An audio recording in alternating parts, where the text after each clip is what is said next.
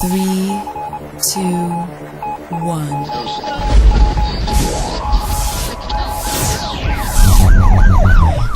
We'd like to welcome you to another edition of GrokTALK, brought to you by New Hampshire's leading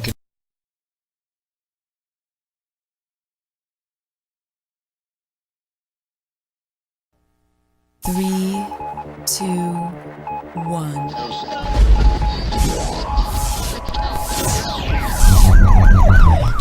We'd like to welcome you to another edition of GrokTALK, brought to you by New Hampshire's leading conservative blog site, GrokTALK.com. We are your feared, extremist, right-wing, hard-charging, gun-toting, opinionated, outspoken, rabble-rousing, letter-writing, radio, microphone stomping conservatives and rational libertarians. So get ready for more news and opinion you could only get from GrokTALK.com. GrokTALk. All right, thanks to Greg Moore for coming in at 8:30 to talk to us about the budget. Ron Moore for coming to talk to us on the phone about weather. And we're going to be moving on with Ed Nail in a second to talk about some interstate climate activity of the vote fraud variety. And it's always good to get an update because so many things go on that we can't squeeze into 2 hours every week, which is why we went to 2.5 hours this week. But this is GrokTALK, brought to you by GrokTALK.com, New Hampshire's leading conservative blog site, and the Coalition of New Hampshire Taxpayers, who is responsible for allowing us to use this space to have this broadcast every week, except for last week. So let's move on with the chairman of the Coalition of New Hampshire Taxpayers. We got some press this week. Yeah, I was misquoted. And misquoted, and they got the name of your organization wrong. Yeah, you know when you have a teenager leaning over you with a notepad, there's going to be trouble. You're the Correlation of New Hampshire what? Yeah, constipation or something like that. I'm not sure. Constipation of New Hampshire Taxpayers. That actually works. Yeah, I didn't. We're trying to constipate some other people. But, that's right. You got some vote fraud news for us. Yeah, let's do somebody from Pennsylvania that votes here. Her name is Jenna Rakovan. And Jenna Rakovan, JennaRakovan. She's the only Jenna Rakovan in America. That's a tough thing to do when you're trying to vote in two states. So here's her background. You don't do well with photocopies on a radio program, but what we have is a young lady who appears to have voted in Dover. And here's my list of the first 50 of the people sent to me by Dave Scott in Dover, who mailed everybody. Right, from the last time you were on, he had a list. Yeah, very first guy was Robert Baker. And Robert Baker is Robert D. Baker of Lower East 19. That's his address. And the post office sent it back saying it is unable to forward. There's different categories for people in Dover who vote there but apparently don't live there. Unable to forward, no such number, no such street, attempted, not known, moved, left no address, and insufficient address. So one of those 6 things is why your letter is returned once it's been mailed to somebody on the checklist. So we have like 1,500 of these to go through. Caught the very first guy. I have a bunch of these highlighted. Jenna Rakovan's about maybe 15 or so down, 15 or 18 down. Jenna Rakovan works for Rutgers University on Mystic Island in New Jersey near Egg Harbor. And I believe she lives in a dorm there that the facility has at Rutgers University. College student. No, she's 29 years old. So, in a dorm. It's a dormitory. Let's not squirrel it too much yet. Let's calm down. She lives in a dorm that's supplied for this marine biology base that Rutgers has on the New Jersey coast. Okay? But she is a registered active voter in the town of Phoenixville, Pennsylvania. So I have her records from there. These are screenshots from the Pennsylvania database. Jenna Rakovan, 3/29/1985, age 29, female. Her parents live at 70 Bayberry Lane, Phoenixville, PA, and she has been voting there since she first started voting in 2000. I don't know, it was 2008 anyway. We have a vote. 2008 she voted by absentee, according to the Pennsylvania's database. You see the little envelope there. So she did the right thing. In 2008, but I don't know whether she voted here in 2008. In 2008, she was a UNH college student. So she did the right thing. I don't know whether she voted here in 2008 as well. Oh, as well. There's as well. the link. So linchpin. New Hampshire has sloppy records. I can't just go get records from New Hampshire. So in Pennsylvania, I can. So what I do is I mail off. And even if you get records, if they're You can't bad, trust 'em. they're probably wrong because that's what the AG will say. Yeah, I caught a guy named Jared Stephen Cram, and within days of announcing his name on Gerard at Large, the Secretary of State's office was conducting their own investigation as to whether or not he voted here in 2008, and they found out he didn't. They're tracking. So the records of Jared Stephen Cram for 2008 show that he didn't vote in 2008. I have his complete record from Pennsylvania going back to 1998, and New Hampshire says, "Oh, must have been one big mistake. He didn't vote here." Well, he didn't vote there either. So here's a political activist that works for campaigns, is a treasurer for somebody running for city council in Philadelphia, is part of the Philadelphia Democrat machine, and didn't vote in 2008. He was training poll watchers in 2008. I know that from the internet. But New Hampshire says, "Oh, our internal investigation, which I haven't seen, says he didn't vote here." That's a great big eraser. Now, that couldn't happen. Yeah. That couldn't happen in 2012 when he voted in Wilton because he wrote a 300-word essay about it and put it on the Daily Kos. Okay. Now back to Jenna Rackavan. Jenna Rackavan, her name comes up on the list. So my obligation is when Dave sends me 50 names, I go down through the names. I have some highlighted. I got about a third of these are voters in other states. Like this, well, I can't give the names out now, but the second guy on the list I have is being in Maine. A couple others. I got one in Dover, Delaware.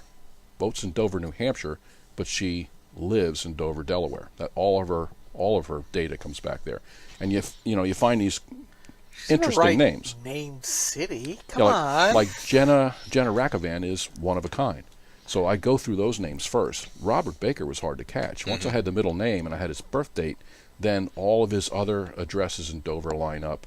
His 2 phone numbers with a 603 area code and a Florida area code match up. So when you do those numbers, it comes up Robert D. Baker. So I have him.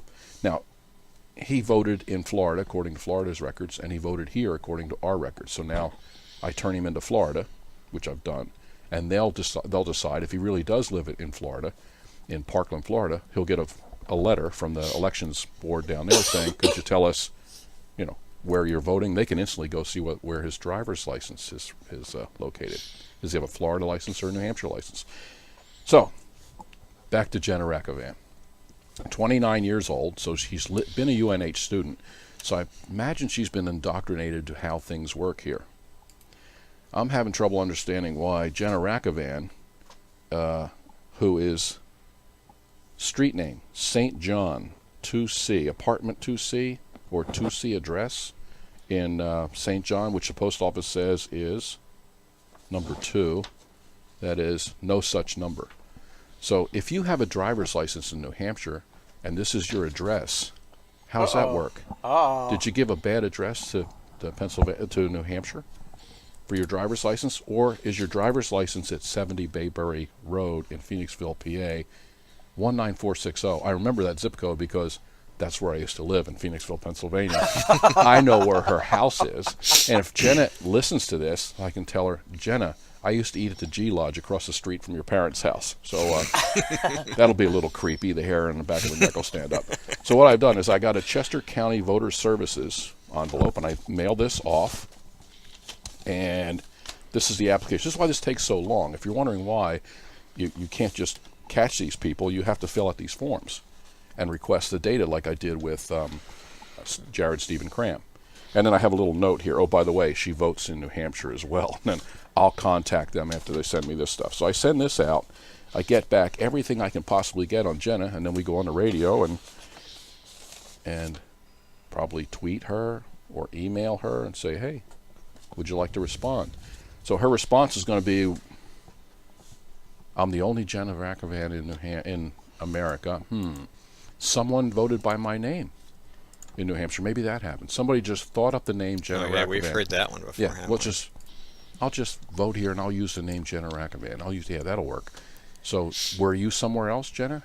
Because once we go public with you, you have some explaining to do. Well, you said that as soon as you went after Gerald Cram, you heard from the AG's office indirectly. Secretary of State's office. Yeah, so now are you going to hear from them again? I- Because obviously they're tracking you. Yeah, what I'll do is what I did in the case of Jared Cram. I did a right-to-know request to the Secretary of State's office, and I said, can I have all correspondence between October 10th and October 21st regarding the town of Wilton where he voted? And they sent me like 6 pages of stuff. So I have that. So they may be smart enough not to do that again, because that builds my case. What in the world, weeks before the election here in New Hampshire, is the Secretary of State's office doing an internal investigation into Jared Cram because I said his name over Rich Gerard's radio program in Manchester? Aren't we busy over there before an election? We have time to look up and make sure that Jared doesn't get in trouble. So, in any case, Jared's in trouble. Really? Yeah. Oh, yeah. This Not here, but in And why Pennsylvania, would right? that be? Well, I turned him over to some authorities in Pennsylvania. So this one's confidential. I'll just pass it around, and you guys can go, ooh, ah, and I think the viewers and readers, listeners, will understand. So what we do is, in New Hampshire, I can't get information on a voter, even though the voters voted. They don't receive mail a couple of weeks after the election.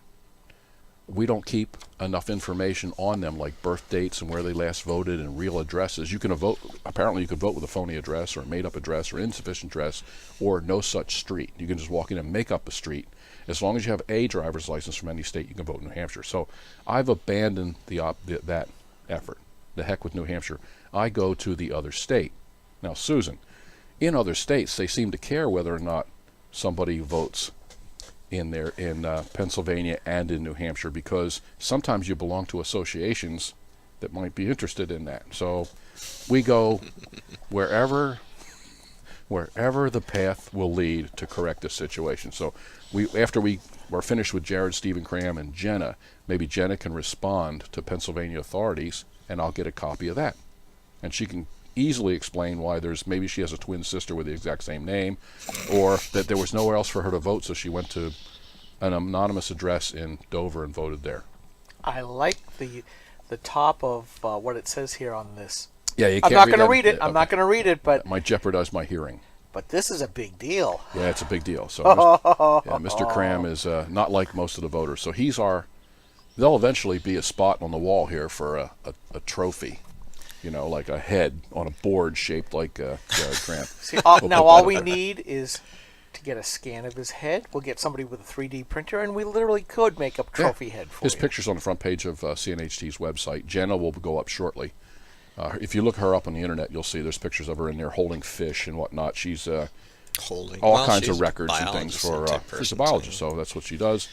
Travels around. Could we call this a cram down, or should we hold that statement for a couple of weeks? Well, hang on. We've had a lot of fun with Jared because he responded to a tweet that Rich Gerard sent him, like that day. I can't believe he did it. He's apparently not very smart for being a member of Mensa. But that's Jenna Rackovan, JennaRackovan, Jenna Rackovan of 70 Bayberry Drive, Phoenixville, Pennsylvania, 19460, is voting in New Hampshire from an address that does not exist according to the post office and 2 mailings. So I'll get back to Dave. I'll get a copy of the envelopes that were sent back, saying no such address or no such street. Well, it seems to me there's an open opportunity here in this case, because she lives in Pennsylvania, or her parents do. So That's where she votes from. She has an anchor address. Yep. She's voted in New Hampshire, but she's located at Rutgers. Correct. So anybody want to bet whether she's voted at Rutgers? Already checked. She's not listed in New Jersey's database. So Wow. we caught 3 first before. We caught people registered in 3 states and D.C. Had to Who ask. have also answered tweets from Has the answered. Gerard Show. You got to wonder. So maybe Jenna, we have some email for her. We'll send her an email and see if she can straighten this out. I know New Hampshire's not interested. No, not at all. So why would they care if I do it? Yeah, it seems I'm to not me. charging them anything. I'm doing this for free, right? Seems The to public me service. we could drop a couple of hints and have the New Hampshire Secretary Oh, Bill Gardner? Secretary of State Yeah. Useless. follow up on false leads and just see how. That's what I'm looking for. See, I'm basically, you could make the argument that I'm intimidating Jenna. You? Right. Voter Really? intimidation's a crime. So I would be interested in having a visit from somebody, some authority, and then we could play this out in a courtroom somewhere, and I could prove whether or not I'm right, or Jen is right, or Stephen Jared Cram is right, Jared Stephen Cram, or Robert D. Baker is right, or Caitlin Ann Lagaki is right. Tell me something. Smile, please. Does that look like an intimidating face? Oh. It's apparently it You was know, the- several times because it's been punched. This whole I've had 12 stitches in this thing. you know? As has been quoted from somewhere in the Florida bunker, he's just a harmless, lovable little fuzzball. we, So that's how you track voter fraud. And here's the other thing that why I go on the radio and I do workshops. We need tips. Jared came from a tip of somebody who went to one of my workshops. So they knew what to look for, and they handed us like a tuna. You know, here you are. So, I mean, this guy we tracked him. We got everything on him. So it's a wonderful catch. It's always encouraging to go back to Jared, and Jared has a future with us, as you can see from the letter. Either way, well, we he's can in. explore that future shortly. We're going to take 60 seconds, and we'll be right back. Stay tuned. Taxpayers, we're located at 8 North Main in Concord, New Hampshire. This is the repository for all things conservative and municipal. So if you have a problem in your town, your school, your budget committee, the right to know law, and now at the top of our list is voter fraud. You have a tip for us, some information for us, you want to join or help us out, cnht.org.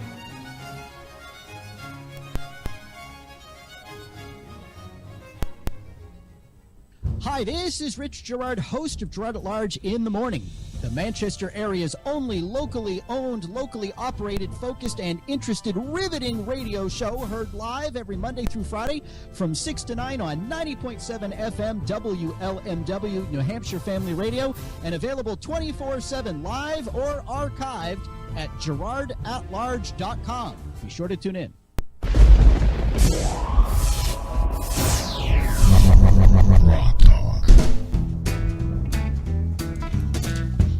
Welcome back. Talking about vote fraud. Honky tonk. Honky tonk vote fraud. You know, I was thinking it's got to be pretty hard to prove vote suppression because all you really need is an envelope and a stamp and an absentee ballot from any place, really. Mm-hmm. And then you could vote just like you thought you lived in New Hampshire because they do that here all the time. They vote absentee here from wherever the heck they are in the world, and they claim to vote absentee from addresses in our state. So, I mean, if that's the case, then what's the big deal? This person clearly is allowed to vote from anywhere they want. How could I possibly suppress their vote? Yeah, it wasn't suppressed up to this point. Nope. But I'm going to pick somebody. I'm not sure whether it's going to be Jared or not. If Pennsylvania resolves Jared's issue to my satisfaction, we'll just use him as an example. Oh, it's an excellent example too, because I mean, we got if you say multiple ways. all you have to do is say to people, "Look, nobody in this state, is going to punish you for being registered and voting in 2 states, but that doesn't mean your home state won't punish you," which is exactly what you're doing. We've been saying that since 2000. Yeah. Or So now social media. Now we're starting to, it's look up Caitlin Ann Lagaki sometime or Janice Rottenberg. Janice Rottenberg. Yeah. It's, "Hi, I'm Janice Rottenberg" on Google, and the next 15 articles are low-life vote thieves. So go try and get a job someplace other than a campaign. Campaigns would love you. Oh yeah. I know one guy we caught was plaque on the wall. Jeff Witrowski. He's got himself a really good job with the AFL-CIO. So they're looking for people like that, apparently, that crooks. vote multiple Yeah, states. they need crooks. That know how to do vote fraud. Right to the top. So Right. what we're doing now is following up on what Dave Scott has done in Dover, and that is by simply mailing people who voted letters, getting those letters back and saying, "Let's do it again." We send them another letter, and you have those 2 facts in your hand. You have their name on the checklist, and all I need to prove that somebody voted in New Hampshire is that their name is checked off the checklist. I don't have to show it was that person, because that's a public document. So if I say, Jared Stephen Cram is on that checklist, I'm good to go. No one can say, "Oh, you're just making this up," or "This is personal," or "You can't prove it." All I have to do is say, "There we go. That vote was eliminated. Someone else's vote was eliminated because that name was checked off." That's all I have to prove. So I've gone that step. We have the list of who voted, and then I go to the internet and say, wow, look at this. I found your name, your same middle. It's Jenna L. Rakovan. Got your middle initial. I got your birth date in another state. Now you've got some explaining to do. Not to New Hampshire, but the state you're from. Pennsylvania is interesting, and I like catching people from Pennsylvania because Title 25 is their election law. Title 25, 1302B. When one enters another state and votes in any of that state's elections, you lose your residency in the Commonwealth. So, which would also mean your driver's license would be revoked. When you go back to vote again, they say, well, you've been removed, or you're going to get a letter from the state saying you're gone. So and other states have different statutes as well. North Carolina the same way. If you vote, I believe North Carolina is one of the 8 or so. If you vote in another state, you lose your residency. In some states, residency is very important for getting driver's license, anything. So it's a mark on your record. It's going to be on the internet because we have enough internet impact that whatever any of us write is on there within minutes. You can pull it up, and it doesn't go away for a long time. So that's our method for catching them. Thank you very much for the state of New Hampshire for absolutely no help and actually being a stumbling block. Bill Gardner was reelected, reappointed, reanointed as Secretary of State again. Secretary of State for life. For life. Why wouldn't he be? There's been a succession of Democrat governors or well, he's elected by the House, I believe. He's never had another job. He's never had another job, and he's also as a double dipper. That's all I know how to do. I think he should retire. He had a golden opportunity to not run again, so if this blows up in everybody's face, that's the face everybody's going to look at. Well, question. We've made the statement before that if you're looking for normal work outside of politics, this is going to haunt you. Mm-hmm. And you just said, but campaigns are looking for this. Is it really the case? And I'll say on both sides of the aisle, where if you are a very good pitcher, say, to use a Major League Baseball analogy here, you're known for throwing spitballs and beaning people and stuff, but if you put up lots of W's, they're going to hire you and pay you well anyways. Is that what we're seeing with Jared Cram and some of these other folks? Yeah, look at the, not particularly voting, but the 2 young ladies that used to work for Senator Schumer that got caught going into the credit card history of somebody, Lieutenant Governor of Maryland. Remember that? Those guys, and they've had a nice little career for themselves doing stuff like that, getting access to stuff. What are they buying with their credit card? What movies do they rent? That kind of stuff to use in campaigns. So what did they go after Michael Steele? Yeah. So I can see that, and we know that Jeff Wachowski's done pretty well for himself. He's gotten himself out of North Dakota, and he has a nice job and a new husband down in D.C. Works down there. On the Republican side, I find random. We get registered Republicans that we catch in 2 states. I'm working on a couple of those, but it's college students usually, and you never know whether somebody's registered as a Republican or a Democrat for some other nefarious reason too. That's true. Some people are tactical, party members. Like, I'm a Democrat. Been a Democrat since 2005. So you never know. So what I do is I don't really care what party. If I see your name on 2 checklists, I see your name in 2 states or 3 states or 4 states, well then you go to the top of our list. Yeah, I just look at this and kind of keep thinking, especially with all the stuff going on, like as I sent out a couple of links last night to our internal Grok crew list, with Obama's amnesty, it's now turning out they're going to get worker registration cards, the workers' permits. They're going to be campaigns too. They're going to be able to get the driver's licenses. Yep. They're basically going to get all of the documentation and earned income tax credits. Oh yeah, I was going to mention that. But they're getting everything that the normal person at the voting hall is going to say, are you a U.S. citizen? Because you're not supposed to have a driver's license unless... They'll say C. Yeah, so basically, for all these little cases that you're going after now, they're thinking 5 to 10 million illegal aliens will now be able to vote as U.S. citizens. Right. And I'm back to the statement of what's the use of being a U.S. citizen if anybody can vote? Our last right. We are honest enough not to vote because we know that simply having a green card does not, in fact, entitle us. I'd catch you the next day. It entitles me to pay taxes. It allows me to participate in campaigns and donate, but it does not permit me to vote. When you look at all these people that are moving in, right? Don't think for a nanosecond that Obama's crowd doesn't know who they are, where they're going to live. They'll be in contact with community organizers. They'll work on campaigns. They'll vote. They'll move here and there to vote. That's how this works. They may even be located strategically in districts they want to tip. We actually have some leads in Manchester, in areas where we would find people who probably are in that category. So I have some.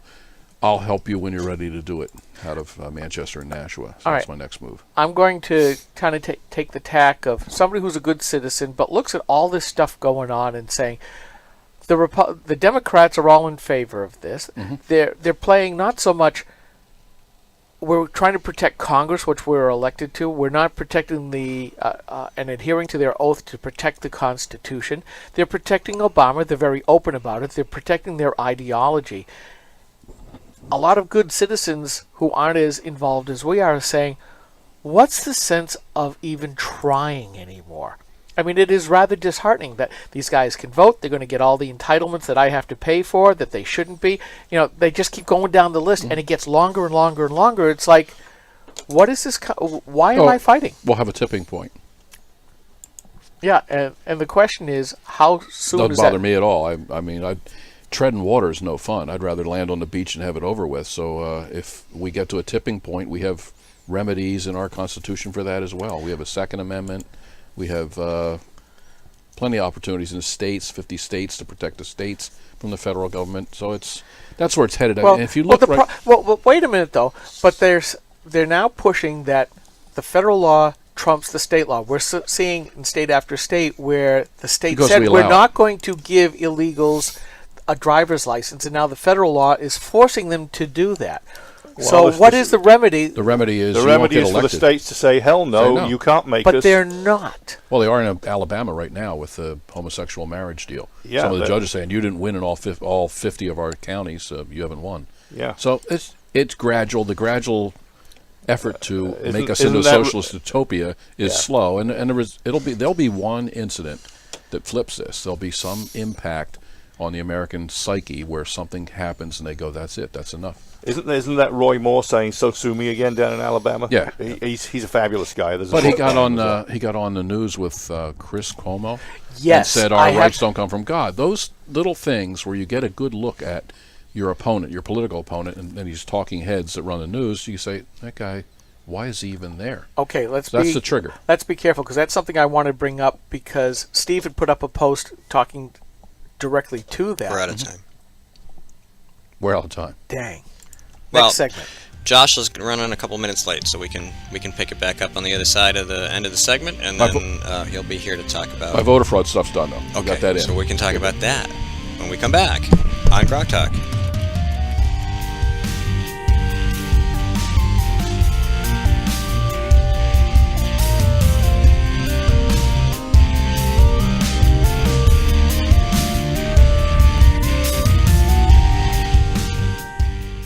Senator Jeanne Shaheen said, if you like your current health plan, you can keep it. That's not true, Senator. 22,000 New Hampshire citizens have been kicked off their insurance plans. Hospitals in Rochester, Concord, and Portsmouth, they aren't allowed to provide care under the exchange. Senator, you were wrong in your comments. You should apologize for your misleading remarks. I'm calling Senator Shaheen at 750-3004 and telling her I want my doctor back. You should too. Paid for by SaberPac.org, not authorized by any candidate or candidate committee. We are struggling. Rising healthcare costs are part of the problem. Senator Jeanne Shaheen helped create this mess we're in. As a state senator, her bill chased 21 insurers out of our state.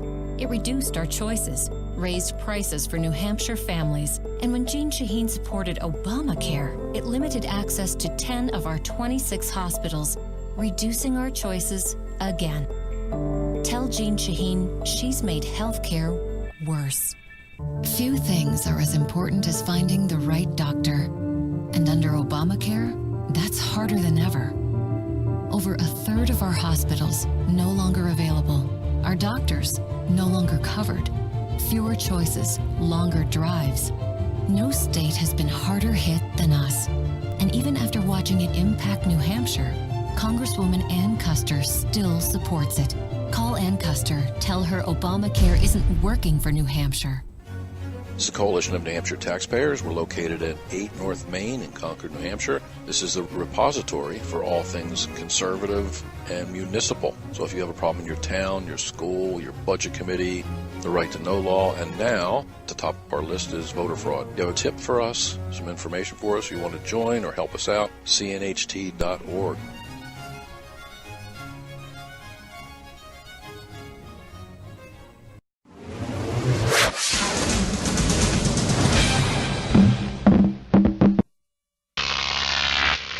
Grok TV.